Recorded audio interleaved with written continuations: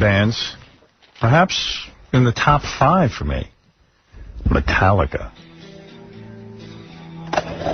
And James Hetfield's the guy, you know. We usually get to speak to Lars, because Lars is... And I couldn't understand how a drummer got to be so powerful. Well, he does write a lot of the songs with James. He does. That's why he gets to be powerful. Usually the drummer has to shut up. Yeah, the drummer never speaks. So, and I saw the movie, the Metallica movie. I haven't seen that yet. I want to see it. Some Kind of Monster. I heard it's good. Yeah, it's pretty good. I can't even figure out why they did it, though. Hey, James. Hey, James? Yeah. How you doing, man? Good. Wow. You can speak up. Nobody's gonna hurt you. Well, how do you know I won't hurt him? It's a nice room. It's not a nice room. I was expecting such, you know. Hey, how's it going? Pretty good. I saw the movie, and I guess halfway through it, I'm sitting there going, I don't know why these guys did this exactly, because it is really personal. James is going into rehab. Yeah. You got Lars, who, you know, is sort of insecure, thinks the whole band's ending, and clearly it shows that Lars is James's bitch. And oh, really? Yeah, kind of. Like if James leaves, Lars is, you know, what's he going to do? So it was like a highly personal crap. And I'm like, why? Like, why do it? Yeah. You guys are millionaires. Exactly. You're on top of it. Were you against doing this? There was parts of me that were against doing it, and there were also parts of me that knew it was good. It was good for me to get this side of us out there. You know, most of the world knows the you know, hard-ass side of you. The mighty Metallica on the stage, just off to save the world and all that. And this is probably the other extreme. You know, we're not like that all the time either. We hopefully like to reside somewhere in the middle. Is it dangerous to show your fans that, in a sense, there's a sensitive, warm, fuzzy side to you? I hope it's dangerous. Now, you know what I mean. You know what I mean, image-wise. Like, let's face it. As much as bands, and I think Metallica more so than anyone has never really worried about their image. I never saw you guys like dressing up in spandex or anything like that when it was all the rage. So the thing is, I didn't think you guys ever did that stuff. But you do have to calculate this a certain amount when you have a show business career. Showing your fans how vulnerable you are and that you're just, you know, sort of regular people, not rock gods.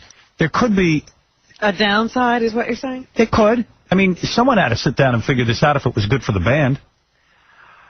You know, that always gets us in trouble if we think too much. This, we just went for it. It was a prime opportunity. You know, things started unfolding, and the cameras might have even instigated a lot of that stuff. So it was, I don't know how many people get to see themselves that vulnerable, have cameras and all that. It seemed like a real gift at the time. And, you know, there's parts of me that are still afraid that people are going to get to know, you know, a deeper, real kind of human side of us. And, but the other part of me is saying it's, you know, I'm ready for the world to know even more about me. And, the more people know about me, the more I'll feel connected to this world. And, you know, I've had a real problem with alienation, a real problem with, you know, dealing with all of the stuff that, you know, this career brings you, and it's good to show the struggle, and I think people identify. But it is one thing to connect with millions of people through a movie, like through a reality show, and it's another thing to connect with the people who really matter to you in your life. Sure. Yeah, and I would like, you know, I would like more people to be on that list. Oh, so he's ready to expand. Yeah, I mean, I definitely feel like I know James better from this. I mean, you know, and not in the way that I know. He was always sort of mysterious. Well, yeah, not in the way that I know Jessica Simpson, who, you know, you know what I'm saying? It seems a little more real to me. Yeah. There's some real emotion going on here. But there was a certain, I liked a certain thing about not knowing James, too. He always seemed like some kind of heavy-ass biker dude. Right, he was so mysterious, so removed, that you couldn't even get a grip of who he was or what he was. All right, here's the key question, though. The movie's very honest. But there had to be, like, do you guys get to sit down and have final edit and you go, well, when you saw this thing in the rough stages, was there stuff that you took out because you felt like you didn't want people to see? We knew we had the final say, and that was enough to know that, hey, we can be as open as we feel we comfortable with, and we could take out whatever we didn't like. But at the end of the day, we saw it and said, you know what? We're not filmmakers. We've hired, Joe and Bruce to do the best job they can do, and they do a great job. And they pretty much put the whole thing together. We stayed out of it. We were kind of I don't know. We were just the subject matter in a way, and we deal with the music. So you didn't take anything. You didn't take out you crying, or Lars was probably crying a lot during this thing. I mean, you really let it all hang out. Well, yeah, there are scenes where we're crying in there, Yeah, that's true. And people do cry. But there's also tons of yelling stuff. There's also parts where I'm, storming out, slamming doors like a 17-year-old. Yeah, I know. I was a little shocked by that. Those are parts that I don't like to see about myself. And the more I see it, the more I learn from it. We're in a totally different place than we were 2 years ago now, even. I mean, it's a great mirror for us. I sit and watch it, and I go, Jesus Christ, you guys got such a good thing going. It's so great. And then all of a sudden you see it breaking down, and I'm like, what the hell are these guys up to? But you know what? I never got to see guys really go through the songwriting process either. I was kind of shocked by that. Like everybody sitting around with a pad scribbling down lyrics and stuff. I found the movie really, really interesting. Good, I'm glad. And by the way, I'm not surprised you were an alcoholic. How you doing with that? You still off the sauce? Doing good. Do you miss it like crazy? It's tough out there. Yeah. It is tough out there, and I don't want to say I'm healed or all better, but it's a daily struggle. Some days are better than others. Just for me, our lifestyle is like regular life magnified a lot of times, and there's a lot of people out there that want to pull you off, and there's a lot of people out there that are insecure about their stuff, and they want to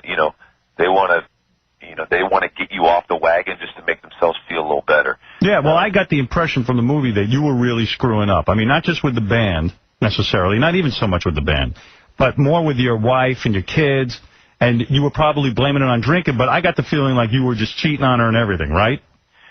That was what sent me in. My wife threw me out of the house, and I started to see that everything that I took for granted, like my kids, my wife, and those are things I've been needing my whole life. My family disintegrated very early, and these were things that were disintegrating again, and it scared the hell out of me. Well, when you say your family was disintegrated, you're not kidding. I mean, I don't know how much you know about James, Robin, but the thing is that your dad abandoned you at a young age, and then shortly thereafter your mother died. Right. Wow. So your older brother had to raise you. Yeah. How old was your older brother? 10 years older. 10 years older. I have two older half-brothers. So, it was difficult for him, too. He had just got married, and then all of a sudden he's got this, really alienated teen in his house. And were you bad? I mean, were you the kid who dropped out of school and like, smoked in the parking lot? And I mean, were you, like, really bad?